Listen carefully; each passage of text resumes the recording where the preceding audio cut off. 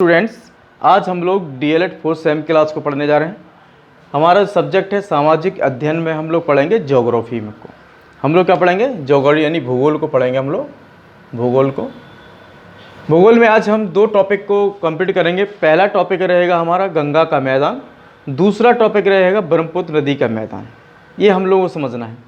तो देखिए, सबसे पहले हम लोग पढ़ते हैं गंगा का मैदान। आइए हम लोग गंगा के मैदान को हम एक मैप के माध्यम से समझेंगे। इंडिया का जो हमारा मैप है इसके माध्यम से समझेंगे। तो देखिए, ये हमारा वेस्ट है, ये हमारा नॉर्थ है, ये ईस्ट है और ये साउथ है। ठीक है, ये इंडिया का मैप है। तो हमें सबसे पहले ये समझना है कि जो गंगा नदी है वह निकलती कहाँ से है। अगर हमें ये पता चल जाए कि गंगा नदी कहाँ से निकलती है तो हम उसका ये पता कर सकते हैं कि जो गंगा नदी जो निकलती है वो किस प्रकार से अपना मैदान कहाँ अपना मैदान क्षेत्र बनाती है, ये हम समझ जाएंगे। तो देखिए, हमें पता है कि गंगा नदी जो है वो उत्तराखंड के गौमुख से निकलती है, गौमुख से। ठीक है, तो यहाँ से जो गंगा नदी निकलती है तो सीधे यहाँ से बहती हुई पश्चिम बंगाल से निकलती हुई यहाँ से कहाँ पे बंगाल की खाड़ी में गिरती है। ये हम समझना है। जो गंगा नदी गौमुख से निकल करके सीधे बंगाल की खाड़ी में निकलती है, 2525 किलोमीटर की यात्रा पूरी तय करती है। कितनी यात्रा करती है? 2525 किलोमीटर की यात्रा तय करती है। अगर हम सिंधु नदी की बात करते हैं तो सिंधु नदी जो है वो अरब सागर में गिरती है। हमें समझना है, सिंधु नदी अरब सागर में गिरती है और गंगा नदी जो है वो बंगाल की खाड़ी में गिरती है। ये हम लोग समझना है। ठीक है, तो यहाँ पे हम देखते हैं कि जो सिंधु नदी है, जैसे कि यहाँ पे देखते हैं डेल्टाई क्षेत्र को समझते हैं। सबसे पहले हम क्या समझते हैं? डेल्टाई। देखिए, सुंदरबन का डेल्टा है जो पश्चिम बंगाल में बनता है। ये है पश्चिम बंगाल है, इसके ऊपर क्या है? बांग्लादेश है, ये पश्चिम बंगाल है। तो यहाँ पे हम देखते हैं सुंदरबन का डेल्टा बनता है। तो सुंदरबन का डेल्टा जो है वो एक राष्ट्रीय उद्यान के नाम से भी राष्ट्रीय उद्यान भी है। राष्ट्रीय उद्यान 1973 में इसको राष्ट्रीय उद्यान का दर्जा प्राप्त हुआ। इसमें अगर हम देखें तो उसमें बाघ है, मैनग्रोव वन है, रॉयल बंगाल टाइगर है, काफ़ी प्रकार की वन्य जीव पाए जाते हैं। इसका मतलब क्या है? डेल्टाई में क्या होता है कि जो नदियां आपस में, जैसे जो फ्लैट एरिया जो होता है, यहाँ पे एक सा एरिया होता है बिल्कुल फ्लैट एरिया, तो वहाँ पे क्या होता है कि जो नदियों का, गंगा नदी का जो जल होता है वो यहाँ पे झीलों का भी निर्माण करता है और फैल जाता है पानी, और यहाँ पे क्या होता है, एक वन टाइप का भी बन जाता है, जिससे कि काफ़ी जंगल बन जाते हैं। ऐसे पेड़ पौधे, हर एक प्रकार की वनस्पतियाँ पाई जाती हैं, हर एक प्रकार के जीव जंतु पाए जाते हैं। तो ये किस प्रकार से डेल्टाई भाग बन जाता है, ये हम लोगों को समझना है। कहाँ पर है सुंदरबन का डेल्टा? ये पश्चिम बंगाल में, ये हम लोग समझना है, गंगा नदी किनारे। ठीक है, तो यहाँ पे देखते हैं गंगा का मैदान का उत्तर प्रदेश, कहाँ से?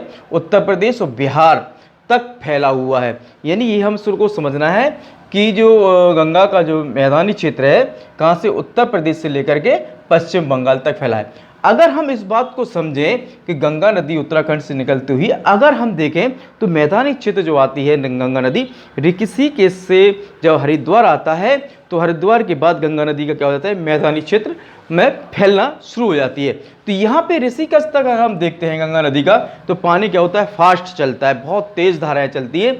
लेकिन जब हरिद्वार तक आता है तो ये धाराएं कमज़ोर पड़ जाती हैं और स्लो हो जाती हैं। क्यों? इसलिए स्लो हो जाती हैं कि वो फ्लैट क्या होता है, एक फ्लैट एरिया में फैल जाती हैं, तो धाराएं में एक उनका जो बहाव होता है उसमें वेग कम हो जाता है। ये हम समझ रहे हैं। तो हिमालय से निकलने वाली जो गंगा की जो सहायक नदियां हैं वो काफ़ी, जैसे झेलम है, व्यास है, सतलज है और गोदावरी है, ये सब क्या है?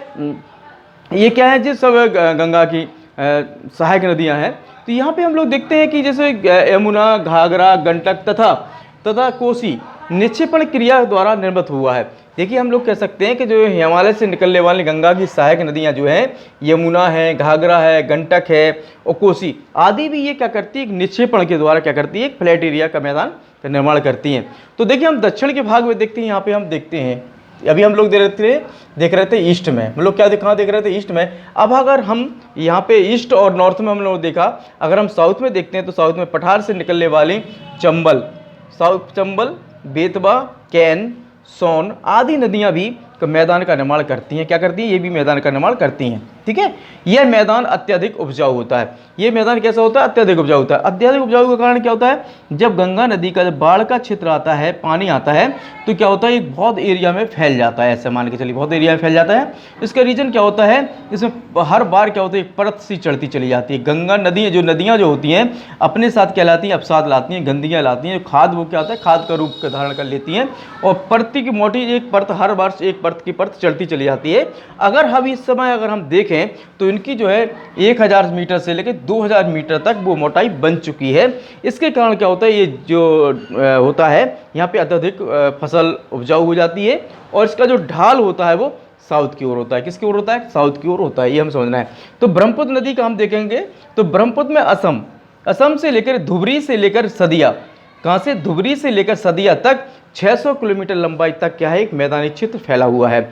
इसमें 90 से 100 किलोमीटर की चौड़ाई में ब्रह्मपुत्र नदी का भी मैदान बना रहता है, इस प्रकार से बनता है। इस प्रकार से आज हम लोगों ने गंगा का मैदान के बारे में पढ़ा और ब्रह्मपुत्र नदी के बारे में पढ़ा।